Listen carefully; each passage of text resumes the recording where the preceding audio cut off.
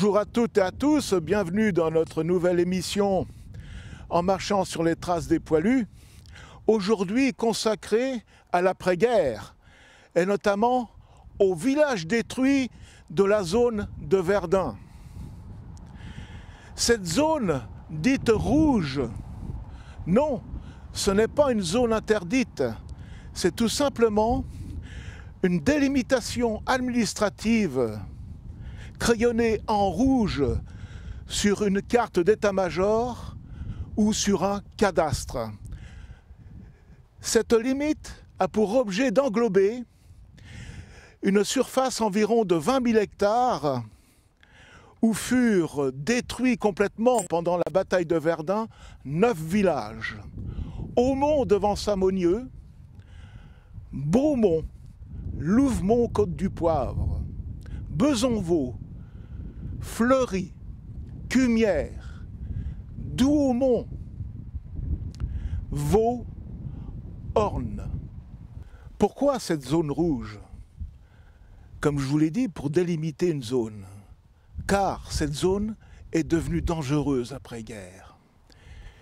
Ce terrain a été tellement labouré, bouleversé, où 60 millions d'obus durant ces 10 mois sont tombés sur ces 20 000 hectares que je viens de vous citer, que les villages et leurs alentours, leur environnement propre, finalement, étaient trop dangereux pour reconstruire, pour continuer l'agriculture, pour continuer l'élevage, tout simplement pour continuer à vivre tranquillement, paisiblement. Alors, ces villages ont été, disons, déclarés morts pour la France. Et ils ont obtenu, avec cette appellation, la croix de guerre pour leur sacrifice. C'est une loi du 18 octobre 1919 qui a institué ce dont je viens de vous parler. Et ceci grâce à Raymond Poincaré, président de la République d'alors. Ces villages ne vont pas mourir une deuxième fois. Il faut conserver leur mémoire. Il faut que leur mémoire perdure pour les générations futures. Car n'oublions pas que ces populations qui ont été évacuées de force ou de fait, finalement, sont parties en exode, loin de leur culture, loin de leur atelier, loin de leur petit chez-soi. Et quand ils sont revenus, c'était un paysage de désolation qu'ils ont trouvé.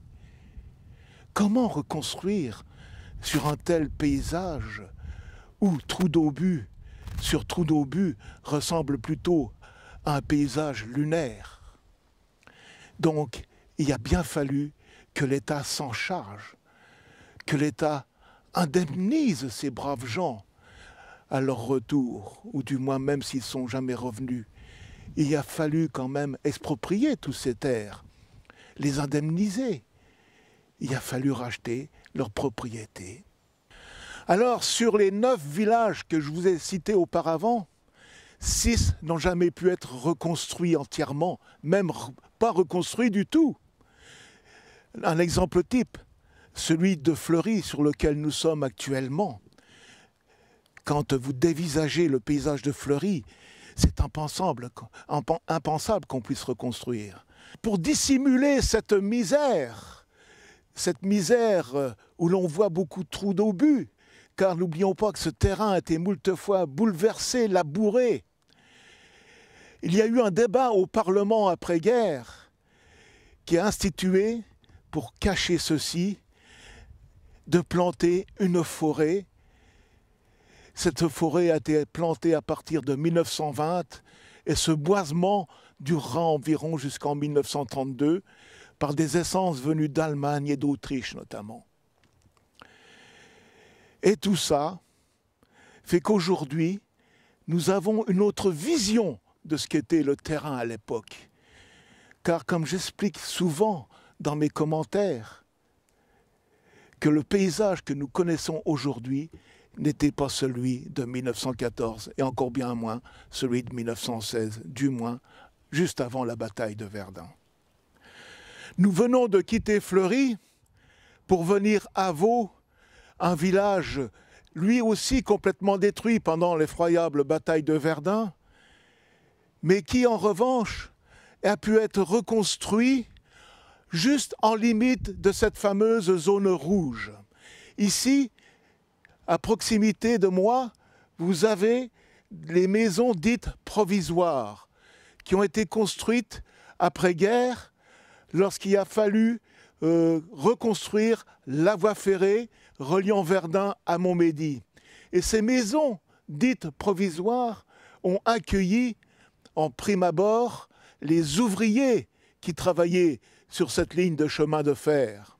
Et vous voyez finalement que leur conception a permis que ce provisoire dure encore, car elles sont désormais habitées et logent des familles. Ces villages qui ont été reconstruits ont été donc l'objet d'une nouvelle étude architecturale qui n'avait plus rien à voir avec les villages qu'on a connus à l'époque d'avant-guerre. Ils ont donc été reconstruits sur le mode d'un habitat dispersé, tel Maucourt-sur-Orne, Vaux maintenant, et beaucoup d'autres villages ainsi que nous allons voir, y compris Orne bientôt. Après Fleury, Vaux, dont nous venons de voir son mode de reconstruction, nous voici à Orne. Orne, aussi un village complètement détruit, pulvérisé entièrement. Et puis finalement, nous voyons aujourd'hui quelques maisons, derrière moi notamment, et ça ressemble à un petit hameau bien paisible. Alors si je vous ai dit que Orne avait été pulvérisé pendant cette effroyable bataille de Verdun, n'oublions pas que dès 1914, les Allemands ont occupé ce village et ils y ont commis des sévices. Ils ont déporté des gens et ils en ont fusillé. À voir ce monument face à vous, nous pouvons lire la liste de ces pauvres gens morts en captivité et les fusillés civils. Sans oublier bien sûr nos soldats tués à l'ennemi.